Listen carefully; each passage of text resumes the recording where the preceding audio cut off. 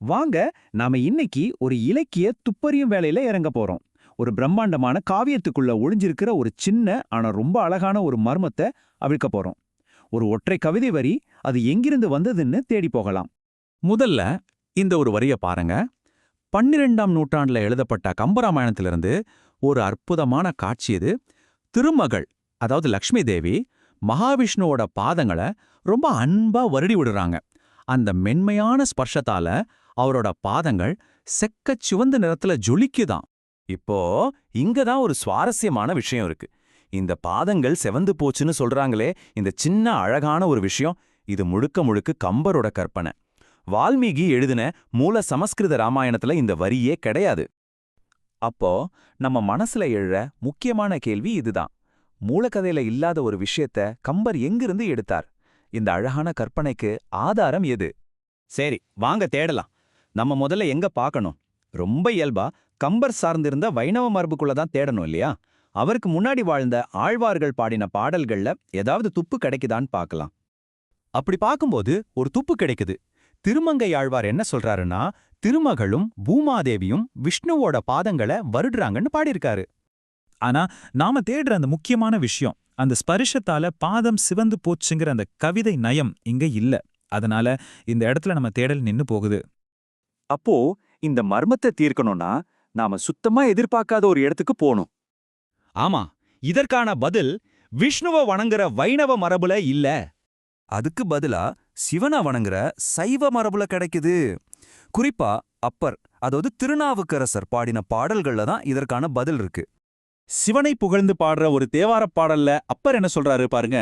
பார்வதி தேவி சிவனோட பாதங்களை வருடும்போது அந்த மென்மையான கரங்கள் பட்டதால பாதங்கள் வருடச் சிவந்தன அப்படின்னு ஒரு வரியை பயன்படுத்துறார்.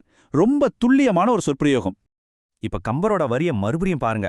பல நூற்றாண்டுகளுக்கு அப்புறம் விஷ்ணுவை பத்தி எழுதும்போது கம்பர் கிட்டத்தட்ட அதே கவிதை நயத்தை, அதே வார்த்தைகளை ஒட்டி சிவந்து காட்டிற்றேன்னு எழுதுறார். இதுதாங்க நமக்கு கிடைச்சிருக்கிற இலக்கிய ஆதாரம். ஒரு ஸ்மோக்கிங் கன் மாதிரின்னு சொல்லலாம். சரி, இது ஏதோ தற்செயலா நடந்த ஒன்னா, ஒரு தடவை மட்டும் எப்படி நடந்திருக்குமா? நிச்சயமா இல்ல. வாங்க, இந்த தாக்கம் எவ்வளோ ஆழமா இருக்குன்னு பார்க்கலாம். ஏன்னா கம்பராமாயணம் முழுவதுமே கம்பருக்கு சைவ திருமுறைகள் மேல இருந்த ஈடுபாடு நல்லாவே தெரியுது. பாருங்க, கம்பர் வெறும் வரிகளை மட்டும் எடுக்கல, முக்கியமான கதாபாத்திரங்களோட குணாதிசயத்தையே மாத்தி அமைச்சிருக்கார்.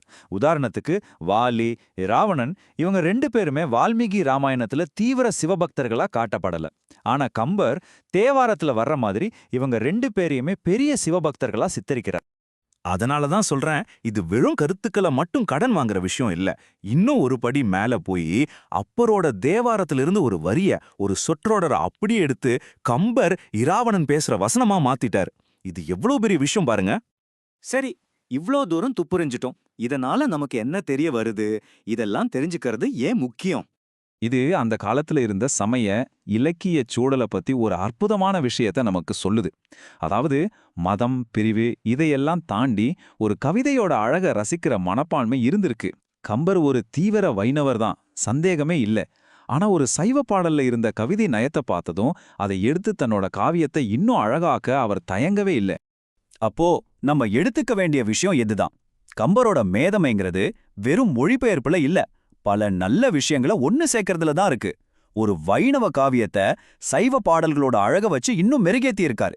இதனால தனித்தனி மத மரபுகளை தாண்டி ஒரு பொதுவான தமிழ் பக்தி மரபு எவ்வளவு செழிப்பா இருந்திருக்குன்னு நாம புரிஞ்சுக்க முடியுது. கடைசியா இது நம்ம மனசுல ஒரு கேள்வியை விதைக்குது.